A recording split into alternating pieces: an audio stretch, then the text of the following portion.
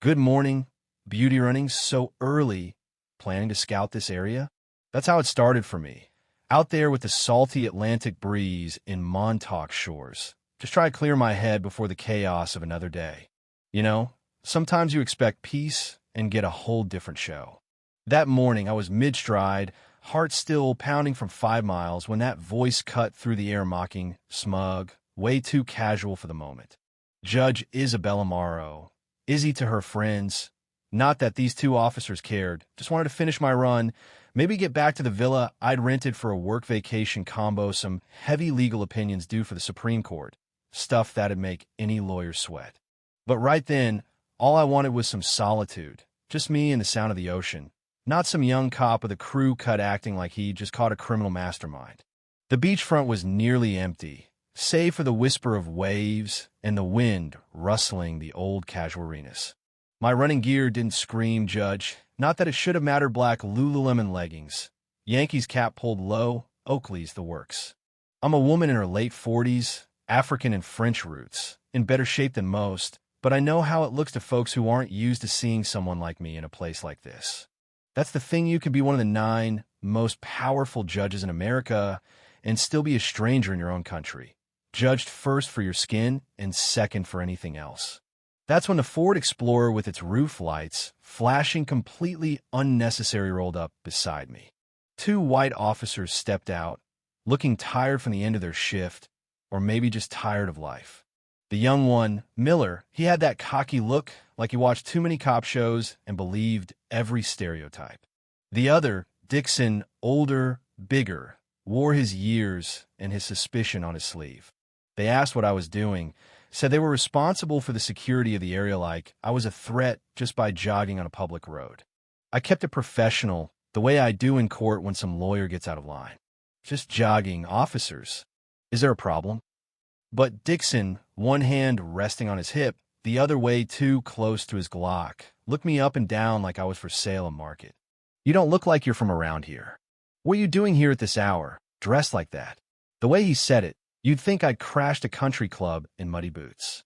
Montauk Shores is a playground for the rich movie stars, CEOs, politicians, people who see joggers like me and expect a scandal. But there's a deeper question, you know? Is my presence, my skin, the real problem? Or is it just that these two couldn't imagine someone like me belonging anywhere near all that wealth? It's a painful, shameful truth about how deep this stuff goes, even in the best parts of society.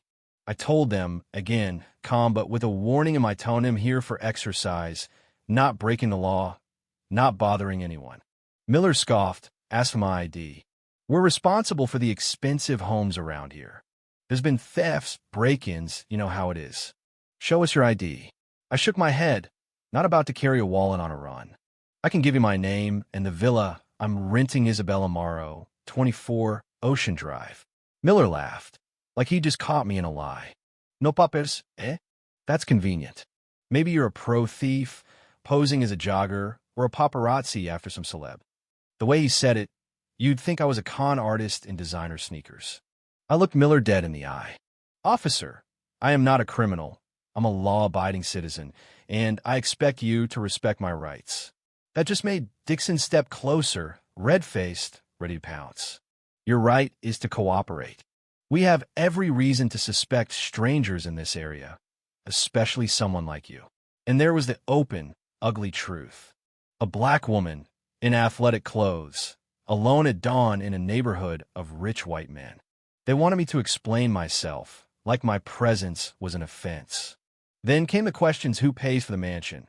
Who are you with? Husband, boyfriend, donor, or maybe some rich guy?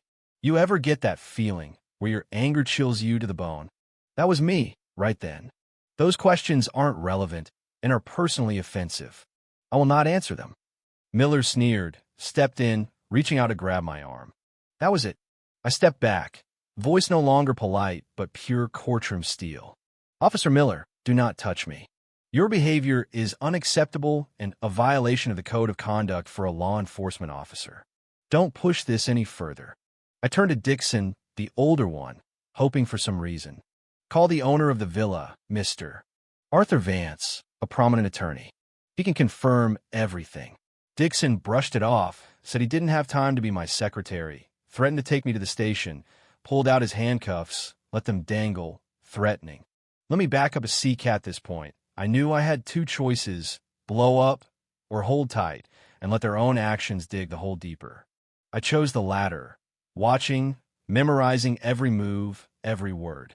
If you've ever been underestimated, you know exactly how that feels like you're watching people light their own careers on fire, not even realizing there's gasoline all over the floor. Miller, thinking he'd won, tried again to grab my arm. I couldn't let it go. Get your hands off me this instant. You are overstepping your bounds and will regret your actions. He smirked. Regret? Who do you think you are to threaten me? What can a black woman do to a white cop in this country? He actually said it, loud and clear. Then, right on cue, a black Lincoln Continental pulled up quiet, unhurried. Out stepped the Chief Justice of the United States Supreme Court, Reginald Harrington Minter, my friend, a man with the kind of presence that can freeze a room. He took in the scene, read the air in a second, strode over. Officers, what's going on here? Then, Judge Morrow, are you okay? You should have seen the faces of Miller and Dixon. All that arrogance vanished, replaced by pure panic. They stammered, sweat breaking out on their foreheads, couldn't even get a sentence out. Chief Justice Harrington listened drearily, listened, then turned to them, his words falling like sledgehammers. You treated a justice of the Supreme Court as a street criminal, based on prejudice and appearance. You've disgraced your department, undermined public trust, and insulted the justice system. He ordered his federal security to call the local police chief, Michael Donovan, who arrived in minutes, red-faced, furious, apologizing to both of us again and again. He ripped into his officers, suspended them on the spot, made it clear their careers were over. Miller and Dixon? Fired, benefits gone, investigation launched. Their own body cameras told the story, and there's no spinning the truth when the nation's eyes are watching. Judge Harrington's words were echoed everywhere in news, legal journals, public forums. What started as a simple morning run turned into a lesson the whole town, maybe the whole country, had to learn the hard way. I had the chance to press charges, to go after them for damages, but that's not what I wanted. I called for public apologies, demanded real reform anti-bias training, oversight, community engagement. Not just punishment, but real change. See, it's not about might, it's about how a society treats its people, especially the ones who look different, who don't fit. So, let me ask though, you think I should have revealed my identity sooner, just to save myself the trouble? Or was it right to let this play out, to shine a light on the bigger problem? Are Miller and Dixon paying enough for what they did? Or should there be more? And what does it say about us all, that even the highest judge in the land can be mistaken for a trespasser because of how she looks? Tell me what you think. Does this story make you rethink what justice, fairness, and respect look like, and do you believe we can actually change, or are we just running in circles? Share your thoughts below, because this isn't just my story, it's a challenge to all of us.